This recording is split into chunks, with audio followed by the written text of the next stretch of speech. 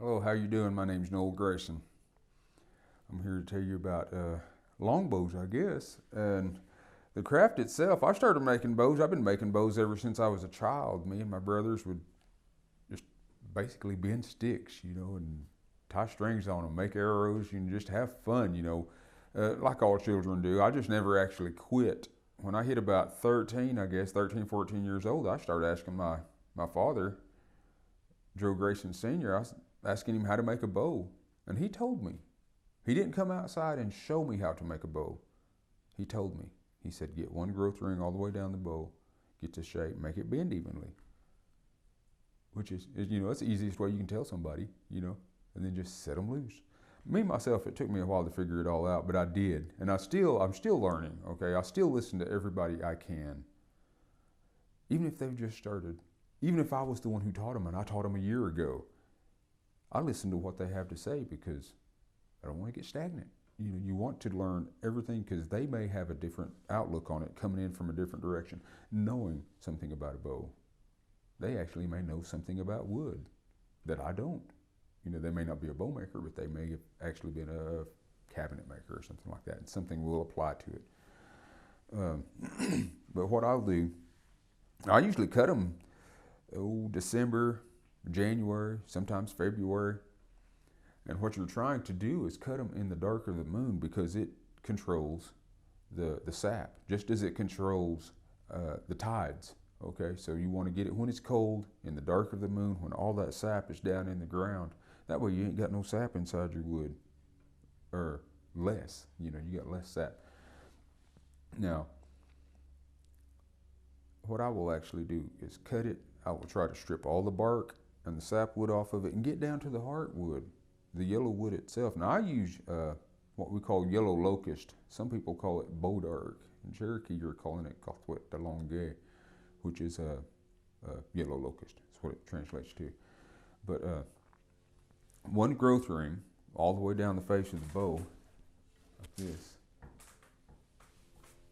You don't cross grain this one side. Now this is going to be the side that bends. Okay.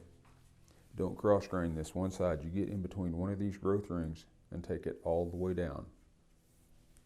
You start shaving it and shaping it. Now you're going to let that wood do what it wants to because wood isn't straight by no means, okay? Perfectly straight wood is hard to find. So if it want to get crazy and wiggle like this, just let it, okay? Don't try to make it straight. Don't try to cut it straight in laser straight lines. Just let it do what it wants to. If you come to knots, let them do what they want to. If anybody's ever split wood, when you split around a knot, it swings wild. But to me, it's like water traveling down the river. It's going to go around any obstruction. So you just do that. There's grain in the wood itself, and you can use that to help you lay the bow out. Once you get it laid out, you start shooting for that profile, and you start shaving these limbs. Now, these limbs right here, making these things bend evenly, okay? That is the key because when you make this one bend even and you make this one bend even, they both snap at the same time, so it's going to shoot right, okay?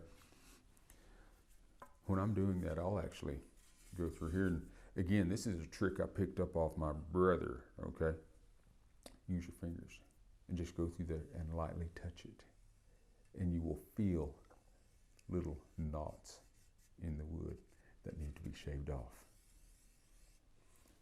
Another one is to actually take that bow, when you're finished making it and you're shooting it, shut your eyes and let your fingers pull on that string. String it up and pull that bow back and just feel with your fingers. And you will feel tension on which limb is stronger.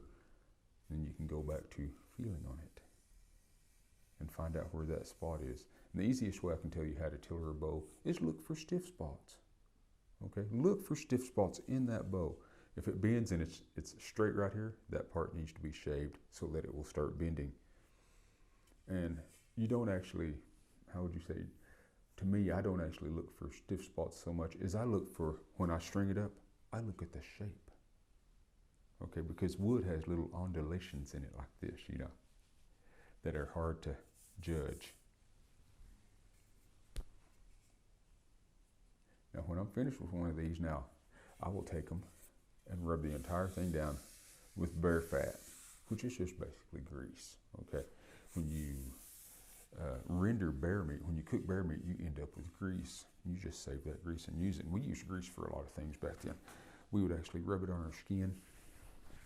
You know, for one, it almost acts as a moisturizer. It has no smell. Okay, it's grease. It has no smell really. Put it in our hair, slick our hair back. Okay, but now the string itself, we would have used a bear's intestine. And you can use anything. Okay, you can use a piece of sinew, which actually is kind of labor intensive because you got to sit there and weave them all together to actually make your string, and you actually have to make it about the size of a pencil so that when it stretches out and starts it'll get thin like this. But like I said, that's pretty labor intensive. You can use groundhog skins. Okay, now I've used groundhog before. They work perfectly fine. You can use squirrel skin, fox squirrel. You can't use gray squirrel because they're just no good, too thin. Okay, but the fox squirrel has to be old. It has to be an old fox squirrel for it to actually hold together and be tough.